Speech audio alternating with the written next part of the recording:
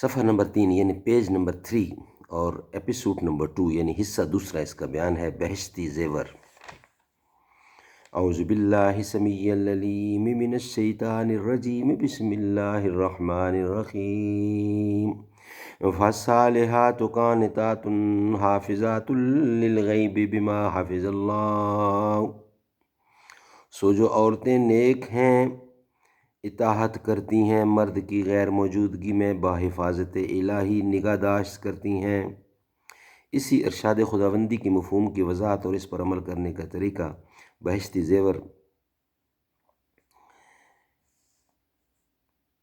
مسلمان لڑکیوں اور عورتوں سے متعلق زندگی کے تمام اہم اور ضروری مسائل کا بیان اور ہدایات۔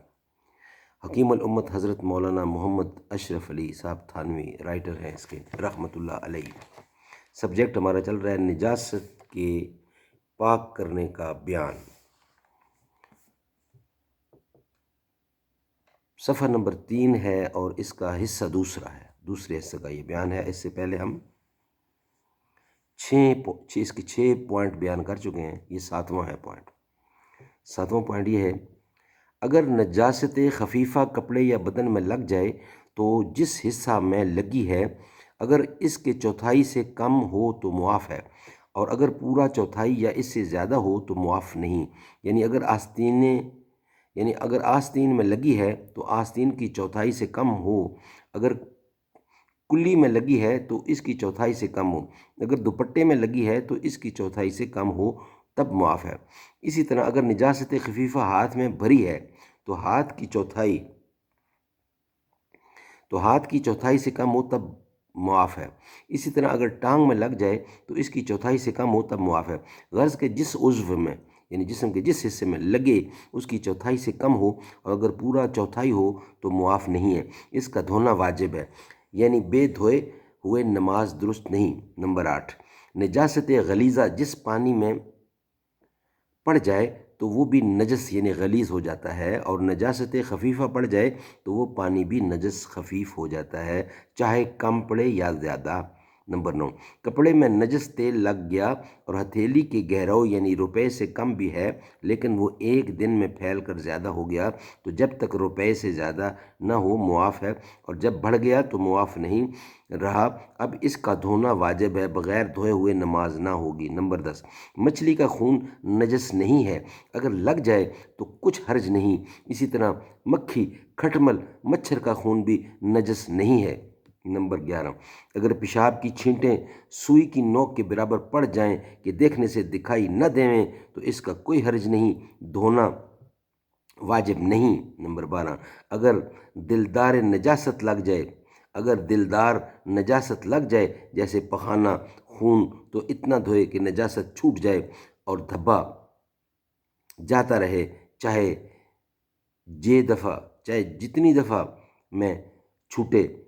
جب نجاست چھٹ جائے گی تو کپڑا پاک ہو جائے گا، اور بدن میں لگ گئی ہو تو اس کا بھی یہی حکم ہے۔ البتہ اگر پہلی ہی دفعہ میں نجاست چھوٹ گئی تو 2 مرتبہ دھو لینا بہتر ہے، اگر 2 مرتبہ میں چھوٹی تو 1 مرتبہ اور دھوئے، غرض کہ 3 بار پورے کر لینا بہتر ہے۔ نمبر 13، اگر ایسی نجاست ہے کہ کئی دفعہ دھونے اور نجاست کے چھوٹ جانے پر بھی بدبو نہیں گئی یا کچھ دھبا رہ گیا تب بھی کپڑا پاک ہو گیا، صابن وغیرہ لگا کر دھبا چھڑانا اور بدبو دور کرنا ضروری نہیں۔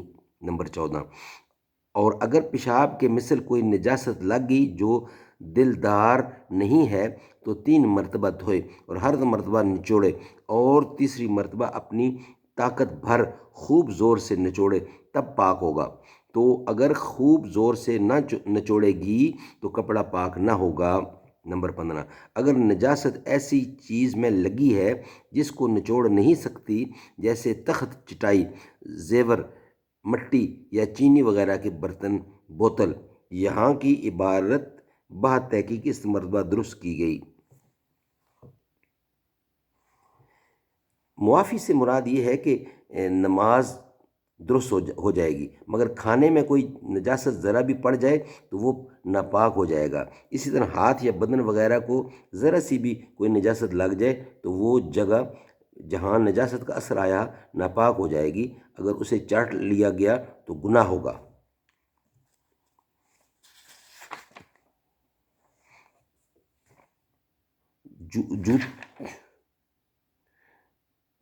برتن وغیرہ، بوتل، جوتا وغیرہ، تو اس کے پاک کرنے کا طریقہ یہ ہے کہ ایک دفعہ دھو کر ٹھیر جائے، جب پانی ٹپکنا بند ہو جائے، یعنی مکمل ڈرائی خشک ہو جائے، پھر دھوئے، جب پانی ٹپکنا موقوف ہو تب پھر دھوئے، اسی طرح 3 دفعہ دھوئے تو وہ چیز پاک ہو جائے گی۔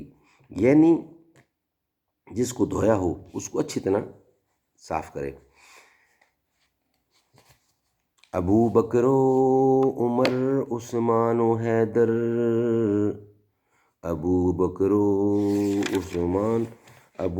و عمر عثمان و حیدر، جب بھی باغ باں تو پھر کیوں کرنا باغ مصطفیٰ میں ایک بہار آئے۔